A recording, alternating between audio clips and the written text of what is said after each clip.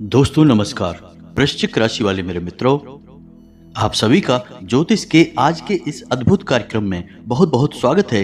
हृदय से अभिनंदन है। दोस्तों, आज के इस वीडियो में हम आपको कुछ ऐसी बात बताने जा रहे हैं जिसे यदि आपने समझ लिया, पहली बात तो यह है कि ये बातें आपके लिए पहली बार होंगी जिन्हें आप सुनेंगे, और इन बातों को सुनकर निश्चित तौर पर आप आश्चर्यचकित रह जाएंगे और आपको एक नई दिशा प्राप्त होगी।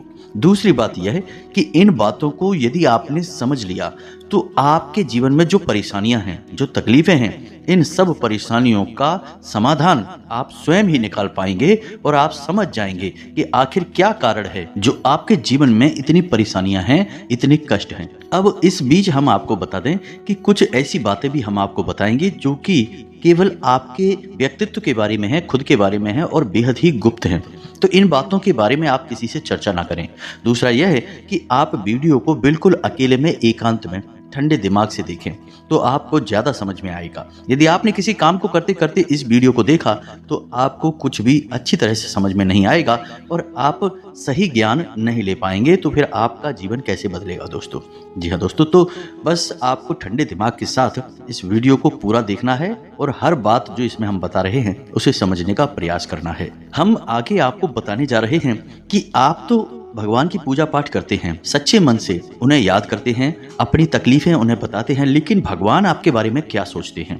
और जब भगवान आपके बारे में सोचते हैं तो आपको कैसे पता चलेगा कि भगवान आपके बारे में क्या सोच रहे हैं और अब आपको इसके अनुसार अपने जीवन में क्या बदलाव लेकर आने हैं? आखिर भगवान की भाषा क्या होती है? आप कैसे भगवान से बात कर सकते हैं? बड़ा ही गहरा विषय है जो आज के इस वीडियो में हम आपको बताने जा रहे हैं। यदि आपने आज के इस वीडियो को नहीं देखा तो यकीन मानिए कि आप एक बेहद ही महत्वपूर्ण जानकारी से वंचित रह जाएंगे। जी हाँ दोस्तों, आपके जीवन में जो आज की स्थिति बन रही है, इस स्थिति में भगवान आपके बारे में कुछ विशेष सोच कर बैठे हैं। कुछ खास बड़ी घटनाएं आपके जीवन में घटित होने वाली हैं, लेकिन यदि आपने भगवान के द्वारा दिए जाने वाले संकेतों को नहीं समझा, भगवान की भाषा को नहीं समझा, तो आप निश्चित तौर पर वही गलतियां करते रहेंगे जो आप लगातार करते चले आ रहे हैं। फिर निश्चित तौर पर आप ना तो अपने जीवन में कामयाबी हासिल कर पाएंगे और ना ही भगवान की कृपा आपको प्राप्त हो पाएगी। तो बस ठंडे दिमाग से आपको वीडियो पूरा देखना है और हर एक बात जो हम बता रहे हैं उसे समझने का प्रयास करना है। तो चलिए दोस्तों, बिना समय गवाए आज के इस वीडियो को प्रारंभ करते हैं और बताते हैं कि क्या फैसला है जो भगवान ने आपके लिए लिया है और आपको इस फैसले के अनुसार अपने जीवन में कौन से जरूरी बदलाव लेकर आने चाहिए। अब शर्त यहाँ पर यह रहेगी कि आपके अंदर यदि धैर्य की हिम्मत है, यानी कि समय देने का साहस है, तभी आप इस वीडियो को देखें, जल्दबाजी में बिल्कुल भी ना देखें। तो चलिए आज के इस वीडियो को प्रारंभ करते हैं, लेकिन इससे पहले आपसे एक निवेदन है कि कमेंट में पूरे भक्ति भाव के साथ, सच्ची श्रद्धा के साथ जय मां भद्रकाली कृपा करो 3 बार अवश्य लिखना दोस्तों। एक बार से काम नहीं बनता है। हमारे धर्म शास्त्रों में 3 का विशेष महत्व होता है दोस्तों। जैसे कि इस सृष्टि के निर्माण में त्रिदेव का महत्वपूर्ण योगदान रहता है। समय के भी 3 काल होते हैं, दिन के भी 3 पहर होते हैं और भगवान भोलेनाथ के हाथ में जो त्रिशूल है उसके भी 3 शूल होते हैं। तो 3 का बहुत अधिक महत्व है दोस्तों, धार्मिक महत्व है। इसी वजह से हम हर वीडियो में आपसे कहते हैं कि आपको एक बार नहीं 3 बार लिखना है, जय मां भद्रकाली कृपा करो। आप यकीन मानिए कि आप सच्चे भाव से यदि इस क्रिया को करते हैं तो यही आपकी पूजा बन जाएगी, आराधना बन जाएगी और मां भद्रकाली आपके हर एक कष्ट को हर लेंगी और आपके जीवन में कृपा और आशीर्वाद भेज देंगी। तो सबसे पहले आप इस कार्य को करें। उसके बाद एक और छोटा सा निवेदन है आपसे कि यदि आप चैनल पर पहली बार आए हैं तो चैनल को सब्सक्राइब करके बगल में जो घंटी का निशान है उसे अवश्य दबा दें दोस्तों। इससे हमारा बहुत अधिक मनोबल बढ़ेगा और हम दुगनी मेहनत से आपके लिए ऐसे ही सूक्ष्म और ज्ञानवर्धक वीडियो लेकर आते रहेंगे। जी हाँ दोस्तों, तो चलिए सब्सक्राइब कर दीजिए, फिर आगे बढ़ते हैं। जी हाँ दोस्तों, तो चलिए शुरू करते हैं।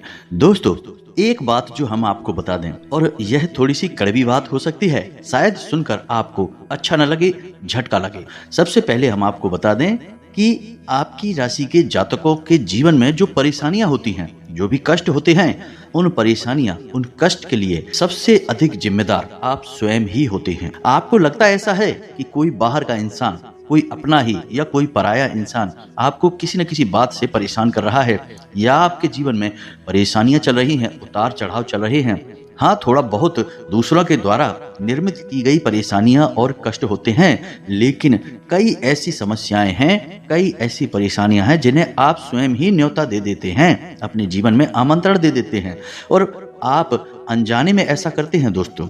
आपको अपने व्यवहार पर नियंत्रण नहीं रहता है, इस वजह से आपको ऐसी परिस्थितियों का सामना करना पड़ता है। तो अब इस बात को सुनकर आपको शायद ऐसा मन में प्रश्न उठेगा कि आप भला अपने आप को परेशान क्यों करेंगे। आपके मन में ऐसी बात आ सकती है कि भाई आप अपने आप को परेशानी में क्यों डालेंगे, ऐसा कोई जानबूझकर करता है क्या। लेकिन दोस्तों, हम आपको बता दें कि आप ऐसा निश्चित तौर पर करते हैं। जी हाँ दोस्तों, आपके स्वभाव में कुछ बहुत बड़ी खामियां हैं, कुछ बहुत बड़ी परेशानियां हैं जिनको लेकर आप हमेशा परेशान रहते हैं, विचलित रहते हैं। जी हाँ दोस्तों, तो कौन सी हैं वो परेशानियां, आप ध्यान से सुनिए। सबसे पहली परेशानी कि आप भले और बुरे लोगों के बीच कभी भी फर्क पता नहीं लगा पाते हैं। आप एक भावुक इंसान हैं, यह छोटी बात नहीं है, बहुत बड़ी बात है, और इसी की वजह से आप असल में हर रिश्ते नाते में फंस जाते हैं। आपका दुरुपयोग होता है। आप जिसको अपना हमदर्द मानते हैं, आप सच्चे दिल से जिससे प्रेम करने लगते हैं, आपको पता चलता है कि अरे यह तो बहुत बड़ा धोखेबाज निकला। समय आने पर इसने आपका बिल्कुल भी साथ नहीं दिया और इसने तो आपको बहुत बड़ी मुसीबत में डाल दिया, आपका दुरुपयोग किया, आपसे रुपए मांग लिए, आपकी मदद मांग ली, बाद में जब आपको जरूरत पड़ी तो आपके लिए बिल्कुल भी नहीं आया। तो जब आपको ऐसा पता लगता है तो फिर आप दुखी हो जाते हैं, परेशान हो जाते हैं, फिर सोचते रहते हैं उसी इंसान के बारे में और आपको लगता है कि इस इंसान ने आपको बहुत कष्ट पहुंचाया। ठीक ऐसा ही दोस्तों उन लोगों के साथ भी होता है जिन्हें आप अपना शत्रु मानते हैं। इसका उल्टा भी होता है, जिन्हें आप अपना शत्रु मानते हैं लेकिन वो असल में आपके हमदर्द हैं, लेकिन आपको उनकी बातें अच्छी नहीं लगती हैं, आपको उनसे चिढ़ होती है, उनकी कही हुई हर एक बात आपको चुभने लगती है, लेकिन असल में होता उल्टा है। वे आपके हमदर्द हैं। हो सकता है कि वे आपकी थोड़ी बहुत आलोचना करते हैं, आपके कार्यों में कमियां निकालते हैं, लेकिन वे आपको देख रहे हैं, आप पर नजर रख रहे हैं, आपकी चिंता करते हैं। तो आपके अंदर जो कमियां हैं उन कमियों को बताते हैं तो आप चिढ़ जाते हैं और आप उनसे दुश्मनी मोल ले लेते हैं।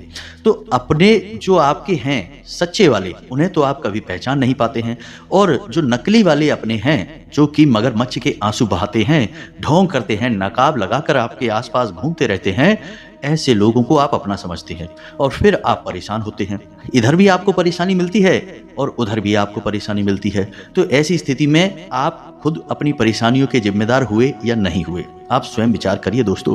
बात बहुत सामान्य तौर पर हमने कही है लेकिन बहुत बड़ी है दोस्तों। यदि आप सच्चे इंसान को पहचानना सीख जाएं तो आपके जीवन से आधी से ज्यादा परेशानियां दूर हो जाएं। आपका दिल कभी नहीं टूटेगा, आप दुखी कभी नहीं होंगे, और आपके अंदर एक खूबी है कि यदि आप दुखी हैं तो आपका फिर किसी भी काम में मन नहीं लगता है और आप उतनी अच्छी तरह से कोई भी कार्य नहीं कर पाते हैं। आपके निर्णय उतने मजबूत नहीं होते हैं, हमेशा आपका ऊर्जा का स्तर गिरा हुआ रहता है और आपके अंदर नकारात्मकता घर करने लगती है। फिर आपको हर बात बुरी लगने लगती है, जीवन भी बुरा लगने लगता है। तो थोड़ा आपको इस पर कार्य करना है। तो आप कैसे पहचानेंगे?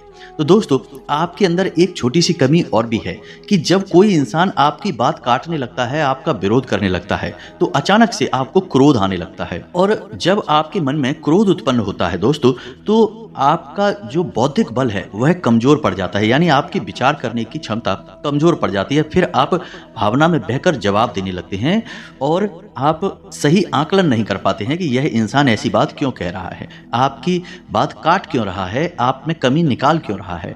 तो ऐसे में आपको अपने स्वभाव पर नियंत्रण करना है। जब कोई आपकी बात काट रहा है तो आपको क्रोधित नहीं होना है, रुक जाना है, ठंडे दिमाग से विचार करना है और उसके द्वारा कही गई बात को पूरी तरह से समझने का प्रयास करना है कि आखिर इसने ऐसी बात क्यों कही है। अगर आप यह करेंगे तो आप यकीन मानिए कि आप जिन्हें अपना शत्रु समझ रहे हैं, ऐसा समझते हैं कि ये आपके विरोधी हैं, हमेशा आपके अंदर कमियां निकालते हैं, कुतर्क करते हैं, असल में उनके ही अंदर आपको अपने हमदर्द मिल जाएंगे। जी हाँ दोस्तों, यानी आपके शत्रुओं के अंदर आपको अपने मित्र मिल जाएंगे, अपने प्रेमी मिल जाएंगे।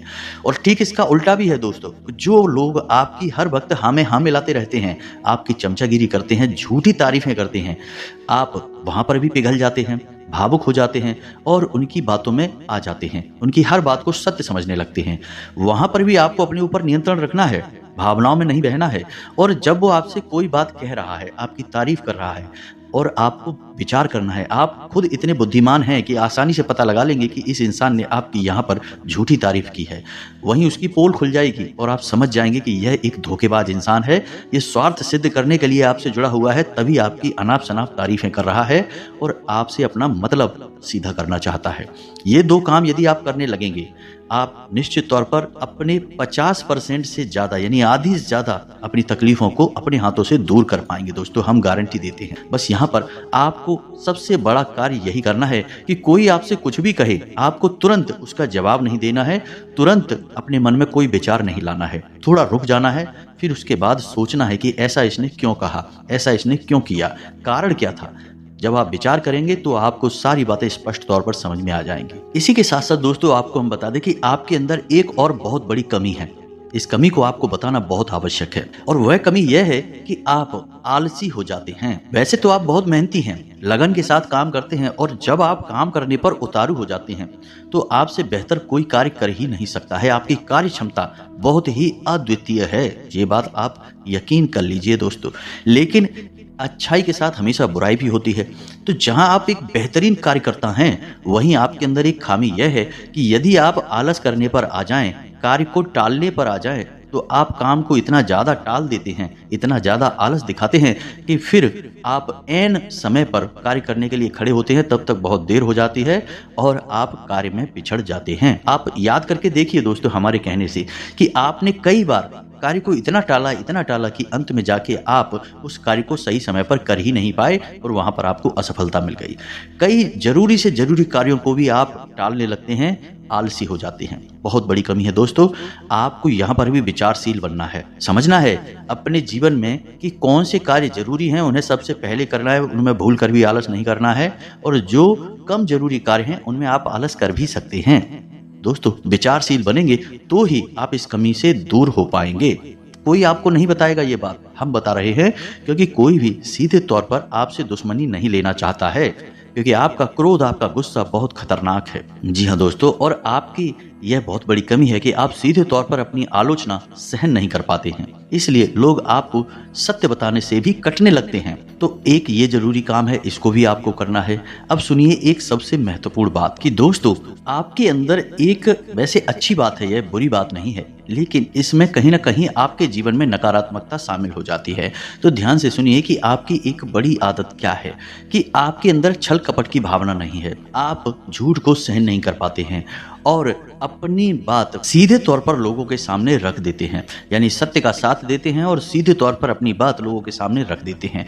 अब इससे होता यह है कि लोग आपसे बहस करने पर उतारू हो जाते हैं और आपकी सही बात का भी गलत मतलब निकालने लगते हैं, क्योंकि आप इतने सीधे तौर पर बात बोलते हैं, घुमाने फिराने की आपकी आदत नहीं है। सीधे सीधे आप बात बोल देते हैं, फिर चाहे किसी को बुरी लगे या अच्छी लगे। तो ऐसे में कई बार ऐसा होता है कि आप बहसबाजी को आमंत्रण दे देते हैं, लोगों के साथ बहस में पड़ जाते हैं और वह बहस कई बार इतनी बढ़ जाती है कि आपके रिश्तों में भी खटास आ जाती है और आपके जीवन में भी नकारात्मकता आ जाती है।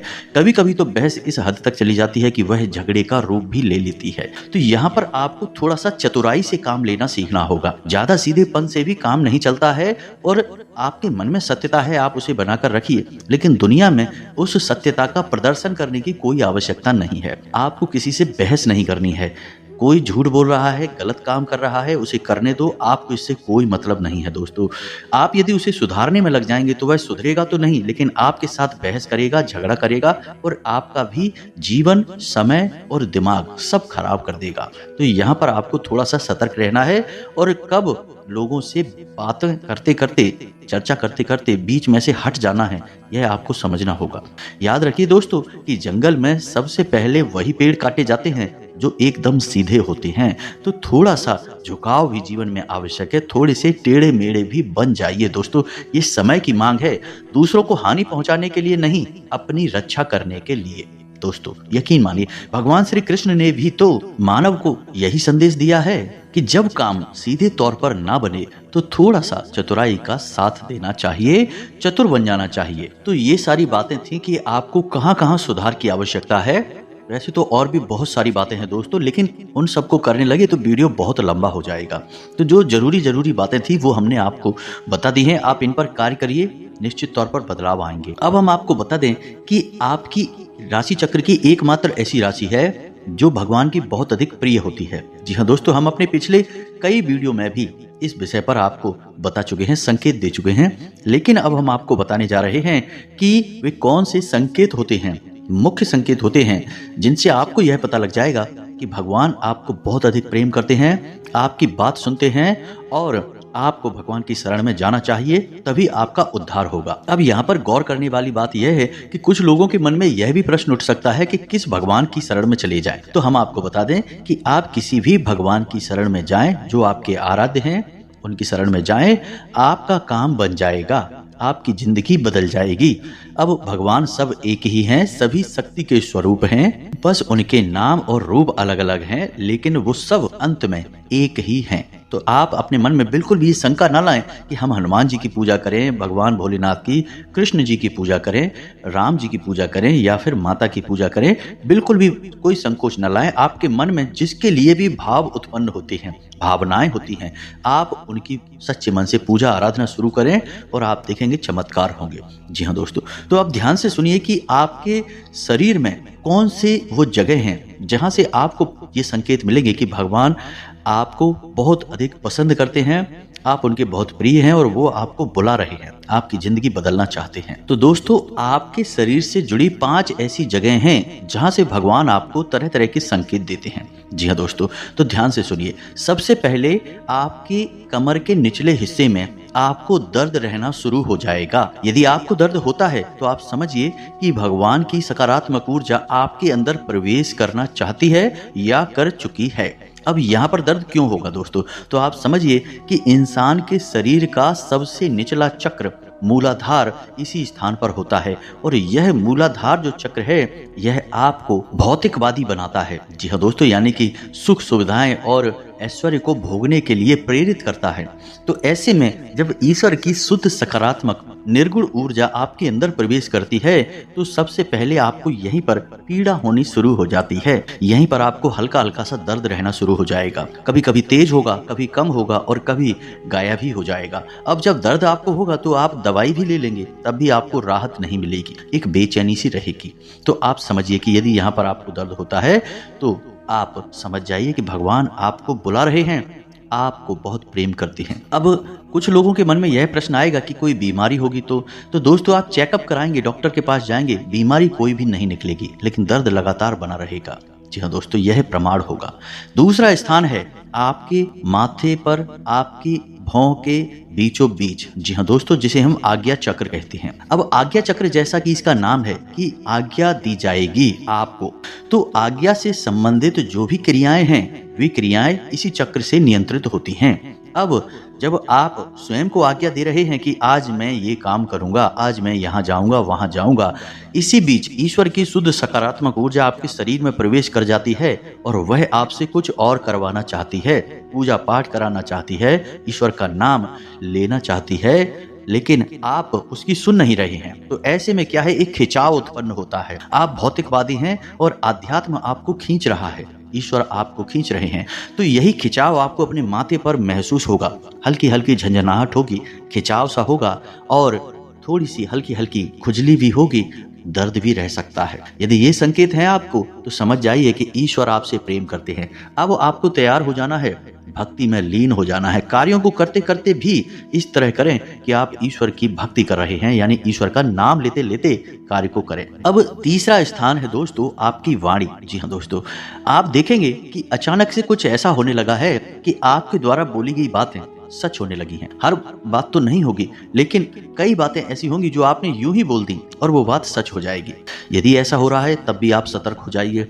चौथा स्थान है आपके विचार। अब आपने किसी के बारे में कुछ बोला नहीं, बस मन में सोच ही लिया और वह घटना भी यदि घट जाए, ऐसा भी हर बार नहीं होगा, अक्सर कई बार होगा, लेकिन स्पष्ट तौर पर नहीं होगा। आपके मन में बस जरा सा विचार आएगा और वह विचार सत्य हो जाएगा। जी हाँ दोस्तों, यह भी एक बहुत बड़ा संकेत है। और आखिरी संकेत है आपके सपने। आपके मन में जो भी विचार चल रहे हैं, आपके मन में कोई उलझन है तो उन विचारों का, उन उलझनों से संबंधित कोई समाधान आपको सपनों के माध्यम से मिल जाएगा। जी हाँ दोस्तों, जैसे आप कुछ ऐसी परेशानी में उलझे हुए हैं कि आपको कुछ समझ में नहीं आ रहा है, आप ईश्वर का नाम लेके सोएंगे कि प्रभु हमें इस परेशानी से बाहर निकालिए, और सपने के माध्यम से आपको कुछ ना कुछ ऐसा संकेत मिलेगा जिससे आपको समाधान मिल जाएगा। या फिर सपने के माध्यम से कई ऐसी भविष्य की घटनाएं आपको आभास करा देंगी जो होने वाली हैं, और आपको पहले ही उनका पूर्वाभास होने लगेगा। ईश्वर से जुड़े हुए संकेत भी आपको मिल सकते हैं। आप जिनको पूजा पाठ करते हैं, जो आपके आराध्य हैं, उनसे जुड़े हुए भी कुछ संकेत आपको मिल सकते हैं। यदि ऐसा कुछ हो रहा है तो आप समझ जाइए कि यह बहुत अच्छा समय है जब आप ईश्वर से जुड़ेंगे। तो बस इन संकेतों को आप पहचानिए। आपको इनमें से कुछ संकेत समझ में यदि आ जाते हैं तो आप समझ जाइए कि अब समय आ चुका है जब आपको ईश्वर में लीन होना है, धार्मिक होना है। पूरी तरह से नकारात्मक चीजों को त्याग दीजिए। किसी भी प्रकार का व्यसन आपके जीवन में है, जुआ, शराब आदि कोई आपको आदत लगी हुई है, उसे त्याग दीजिए दोस्तों। अब समय आ गया है कि अब आपको बड़ा कदम उठाना है, ईश्वर से जुड़ना है। जी हाँ दोस्तों, ईश्वर खुद आपको बुला रहे हैं। यदि आज आपने यह कदम नहीं उठाया तो फिर कभी मौका नहीं मिलेगा, कभी आपकी सदगति नहीं होगी। तो अब आपको करना क्या है? कुछ लोग ऐसे में यह प्रश्न भी करेंगे, यानी उनके मन में यह सवाल भी उठेगा कि हम तो कामकाज में उलझे रहते हैं दिन भर, तो अब ईश्वर की आराधना कब करें, ईश्वर की कब पूजा पाठ करें, मंदिर में कब जाएं? तो दोस्तों हम आपको बता दें कि पूजा पाठ करने के लिए यदि आपके पास समय है तो आप करिए, जितना समय है उतना करिए। मंदिर जाने का समय है तो जाइए, सर्वोत्तम है। इधर उधर बैठकर समय खराब करने से बेहतर है कि भगवान की शरण में जाइए, मंदिर जाइए और वहां पर भगवान की शरण में बैठिए। आपका मन बहुत सुंदर हो जाएगा। दूसरा कि यदि आपके पास समय नहीं है, कि आप नहीं जा पा रहे मंदिर, पूजा पाठ भी नहीं कर पा रहे हैं, तो कोई बात नहीं है दोस्तों, कर्म ही पूजा है, हमारे शास्त्रों में लिखा हुआ है। तो आप कर्म को ही पूजा समझकर करिए। जी हाँ दोस्तों, आपके जो भी आराध्य हैं, मानकर चलिए कि हनुमान जी आपके आराध्य हैं, तो आप जो भी कार्य करते हैं उस कार्य को हनुमान जी की पूजा मानकर करिए। जी हाँ दोस्तों, आप अपने मन में विचार करिए कि आप ऑफिस जा रहे हैं, तो घर से बाहर निकलने से पहले हनुमान जी को याद करते हुए हनुमान जी से कहना है कि प्रभु, आज का कार्य हम आपकी पूजा के तौर पर करेंगे और आपको समर्पित करेंगे। जी हाँ दोस्तों, और बिल्कुल उतनी ही शुद्धता के साथ करेंगे जैसे कि मंदिर में हम आपकी पूजा करते हैं। कोई भी कार्य आप करिए, अपने दिन भर के सारे कार्य करिए, ईश्वर को समर्पित करिए, उसकी पूजा मानकर करिए। इसीलिए तो कहा गया है कर्म ही पूजा है। तो आप कर्म करिए। जब साधारण कार्य को, यानी दैनिक क्रियाओं को भी ईश्वर को समर्पित करने के बाद किया जाता है तो वे कर्म बन जाते हैं। और क्रिया में और कर्म में फर्क यह है दोस्तों कि क्रिया केवल जीवन को चलाने के काम आती है, और कर्म हमारी आत्मा को भी उच्च स्तर पर ले जाते हैं, हमें मुक्ति के द्वार तक ले जाते हैं, ईश्वर के और नजदीक ले जाते हैं। जी हाँ दोस्तों, तो यदि आप दैनिक क्रियाओं को भी ईश्वर को साक्षी मानकर करने लगेंगे तो वे दैनिक क्रियाएं साधारण क्रियाएं नहीं होंगी, वे कर्म बन जाएंगे जो आपकी आत्मा को उच्च स्तर तक ले जाएंगे। ईश्वर से जुड़ जाओगे आप। अब इसमें भी यदि आपको एक कदम और आगे जाना है तो फिर आपके कार्यों का जो नतीजा निकल रहा है, उस नतीजे को आप ईश्वर का प्रसाद मानकर ग्रहण कर लीजिए। आपको बिल्कुल भी दुखी होने की जरूरत नहीं है। आपने सच्चे मन से, बहुत मेहनत से कोई कार्य किया, भगवान को साक्षी मानकर किया कि प्रभु आपकी पूजा कर रहे हैं, और आपको उसका अच्छा नतीजा नहीं मिला, मन के अनुसार आपको सफलता नहीं मिली, आपने जैसा सोचा था वैसा नहीं हुआ, तो आप उसे ग्रहण करिए ईश्वर का प्रसाद मानकर। जी हाँ दोस्तों, आप कहिए कि हे हनुमान जी, हमने आपकी पूजा की है, अब आपको जो देना है वो आप दे दीजिए। आपको अच्छा देना है तो ठीक है, बुरा देना है तो ठीक है, हम प्रसाद समझकर उसे ग्रहण कर लेंगे। तो जब आप कार्य के परिणाम को प्रसाद समझकर ग्रहण कर लेंगे और कार्य को कर्म समझकर करेंगे, तो दोस्तों हम आपसे कहते हैं कि आपका हर एक कर्म सिद्ध हो जाएगा। आप स्वयं भी एक सिद्ध पुरुष बन जाएंगे, और आप मिट्टी को भी हाथ लगा देंगे तो वह सोना बन जाएगी। जिस इंसान के साथ स्वयं भगवान चल रहे हों, उसका क्या कोई बाल भी बांका कर सकता है? क्या उसे कामयाबी हासिल करने से कोई रोक सकता है? पांडवों के साथ भगवान श्री कृष्ण थे, तो कौरवों की इतनी विशालतम सेना भी पांडवों का बाल भी बांका नहीं कर पाई। सभी कौरवों ने मिलकर हर प्रकार का षड्यंत्र किया, लेकिन पांडवों का कुछ भी बिगाड़ नहीं पाए, क्योंकि उनके साथ भगवान श्री कृष्ण थे। जी हाँ दोस्तों, तो आपके साथ भी भगवान रहेंगे। बस हमने आपको जैसा कहा है वैसा आप करिए और आप चमत्कार देखिए। कुछ ही दिनों में आप हमें कमेंट करके बताना कि आपके जीवन में कैसे कैसे बदलाव आए हैं। एक बात और जाते जाते हम आपसे कहना चाहेंगे दोस्तों कि भगवान आपके अंदर क्या देखना चाहते हैं, आपने क्या कपड़े पहने हैं, आप कैसे इंसान हैं, आपकी जेब में कितना रुपया पैसा है, इससे भगवान को कोई मतलब नहीं है। भगवान त्रिकालदर्शी हैं, अंतर्यामी हैं। वो आपके अंदर झांक सकते हैं और आपके मन में क्या भावनाएं चल रही हैं, बस उन्हीं से भगवान को मतलब है। यानी आपके भाव से, आपकी भावना से भगवान को मतलब है। तो जैसे ही आपके भाव बदलेंगे, भावनाएं बदलेंगी, आपका भगवान से जुड़ाव और मजबूत हो जाएगा। तो उम्मीद है कि हमने जो जानकारी आपको दी है, आपको यह जानकारी अच्छी लगी है, पूरी तरह से समझ में आ चुकी है, और इस जानकारी का कैसे प्रयोग करना है, अपने जीवन को कैसे बदलना है, यह भी आप अच्छी तरह से समझ चुके हैं। फिर भी यदि कोई प्रश्न आपके मन में उठता है तो आप कमेंट करके पूछिए, हम आपके प्रश्नों के जवाब देने की पूरी कोशिश करेंगे। इसी के साथ साथ आज की इस वीडियो में विराम देते हैं। कमेंट में पूरे भक्ति भाव के साथ जय मां भद्रकाली अवश्य लिखें। याद रखें, भाव का ही मूल्य है, माता खिंची चली आएंगे आपके पास। तो बस सच्चे भाव के साथ लिखें, जय मां भद्रकाली कृपा करो। साथ ही साथ यदि वीडियो अच्छा लगा हो तो एक प्यारा सा लाइक भी अवश्य करें। मिलते हैं अगले ज्ञानवर्धक वीडियो में, तब तक के लिए धन्यवाद। जय माता की।